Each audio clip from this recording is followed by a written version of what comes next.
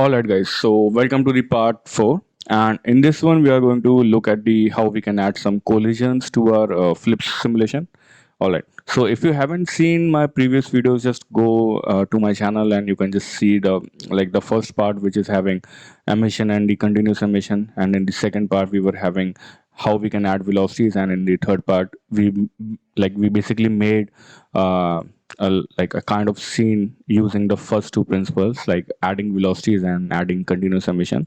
So in that part we made something like a dancing kind of flip man, a man which is dancing and there are like flip particles coming out of it. Okay, so this is how I've decided to go on. Like first we will look at the basic principles and the options and the attributes, and then we are going to do some application based on that. Okay, all right. So if you have followed my previous tutorials, so in the last part we left from here. So this was like how we can add some velocities to our flip particles. So you can see how these particles, they are being thrown in this direction instead of just falling down, and also how they are having like little bit of noise into them. All right, so in this part we are going to see like how we can add some collisions. So let's say if I want this to collide with something, so how can we do that? All right, so to do that, first of all, obviously we need a geometry. So I will use my not my, I mean Houdini's pig head. Yeah, I don't have a pig head. Okay, so first of all, I'll just place it manually. So I will just copy this transform and I'll just hook it up over here. So it will just set it over here, and I'll just put it over here. And then I can add, I can basically increase the scale. Okay, all right. So if I see, I can just uh, guide it like this with my previous cache. Okay, so I think this is fine.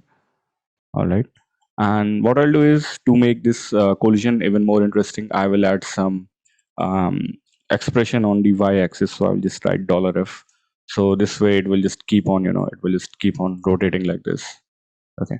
And in order to make it fast, I'll just multiply it by 3. So it will just start rotating like this. All right. So we have got this. Next, what I'll do, first of all, I'll just go over here and I will just increase the size of my grid like this. Okay. So that's said and done. Now let's go to the actual part where we are going to tell that this is a collision object. So I will just add a null over here and I'll call it collision. Okay. All right. Now I'll go over here. So in order to make the collision work with any solver, the process is always same. Just add a merge over here, and this is just like a basic workflow. There's no explanation for this, how, like, why this has to be set up in this way. So the data transfer, it takes place in such a way that you need to set all these nodes in this particular order only. So now I will add a static object and I'll just put it over here. Okay. And the first thing that you need to do is make sure your static object is always on the left side. Okay, and it never crisscrosses this thing. Okay, if it does a crisscross, it won't work. Or what you can do is you can just, in order to fix this crisscross, you can just bring the gravity down and the static object first. So this is first, this is second, this will work. Or if you don't want to do that, just go into this merge and click on this click on this affected relationship and change it to mutual. So both of them will like just affect each other. Okay, now just make sure click on this show all objects, because right now you can see we are having this pig, but this is just showing what's in the previous network. So I will just click on this hider object, so you can see we are not having any collision object. So I click on this static object, and in the SOP path I will just go from here and I click on this collision. So as soon as you do that, we should see some collision geometry. Right now we are not seeing because I've disabled my simulation. So as soon as I'll enable it, and you will see we are going to have this collision geometry over here. Okay, so that is like one thing. Okay, and now what I need to do is, if I just play this, you will see a flip particles, they are going to collide with this geometry. Okay, so that is like one thing. Next thing is like you can see it's not really animating. So what we need to do in order to animate this thing, so just click on this use deforming geometry, and that's it. And maybe I'll just decrease my resolution in order to make it fast. So now you will see it's going to also perform the rotation, like any animation that you give it on the SOP level, it's going to just get it. Okay.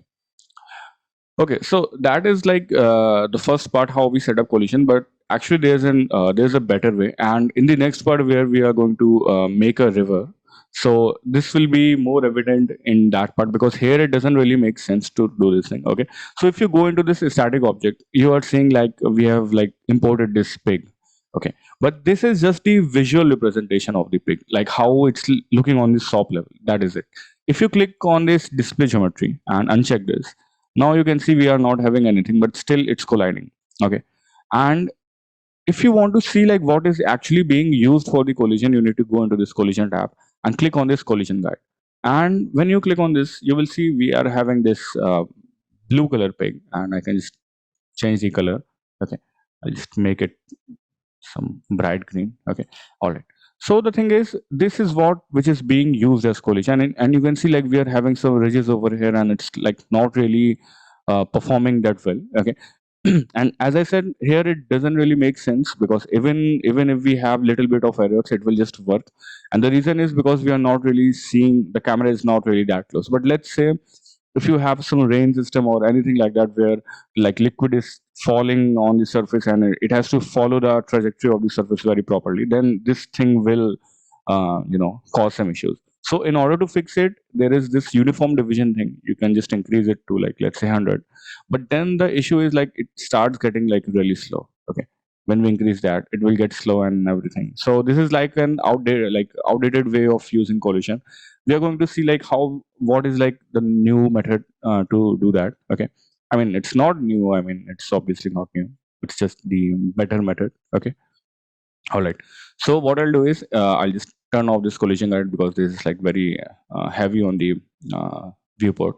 Okay, so I'll go back, and so the thing is, as I said, as I told in my previous chapters, whenever we work with any kind of collisions, they get converted into VDBs. Okay, so VDBs is like they are not polygons, they are not particles, they are like surface approximation, also known as sign distance field.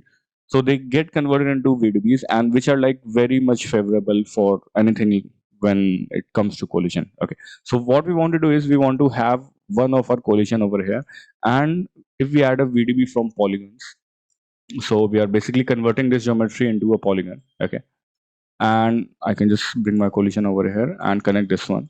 So this is collision, and I can call this VDB. Okay, and if I click on this, you will see we will have a surface approximation of our pig, and we can increase the resolution by decreasing the voxel size, and we will have some better looking geometry. And maybe I can go down even more.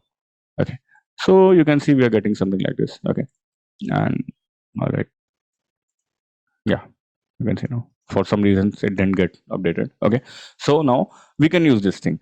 All right, so that is like one way. Or what else you can do is instead of this VDB from polygons, now we are having a new node. It's known as collision source. Okay, so if you add a collision source, basically both of these output will come from here now. So it will output two things. It will make a collision object, and it will also make a VDB object. Why this is better? Because if you go inside this, basically it's doing the same thing. It's converting it into VDB, and also it's also doing some of great stuff which I really like. So we will have some extra stuff over here. You can see we can also calculate the velocity. We can also scatter more points, like if you want to do something else. Okay, and from here we can just have some collision also. So we are converting. If you want to see the volume representation, you can click on this one, and from here you can just decrease the voxel size, and you will have some better volumes. Okay, all right. So you can see we got this volume. Okay, and it's looking better, and we have collision VDB. Okay, so now how do we really set up our VDB collisions? Okay, so first of all, just uncheck this display geometry. Okay, and if you go into this static object and collision, you can just click on this collision guide. So right now it's using the solver default method. So we don't really want to use that. We are just telling our static object, please don't bother doing anything. I'll just do it myself. Okay, like Thanos. And I'll click on this use volume collisions. Okay, so we are telling it to use volume collisions, and even though this is also like a volume method only, but this is like in this method we can bring our own volumes. So use volume collision, and in the mode also we will say don't do any ray intersect, just use a volume sample which we will provide. So as soon as we do that, this will just go away. And why? Because now we need to provide our own volume sample. Okay, so now I can click on this proxy volume, and then I can just go back, and here you will have this collision VDB. So make sure you bring VDB over here. So you can see this thing. This is referring to the polygon geometry. So this is like getting the address, and this is like the volume approximation of that original geometry. So now you can see it's looking much better. The collisions, they are looking like much more refined now. Okay, I can just click on this collision guide. I can turn it off, and I can just click on this display geometry.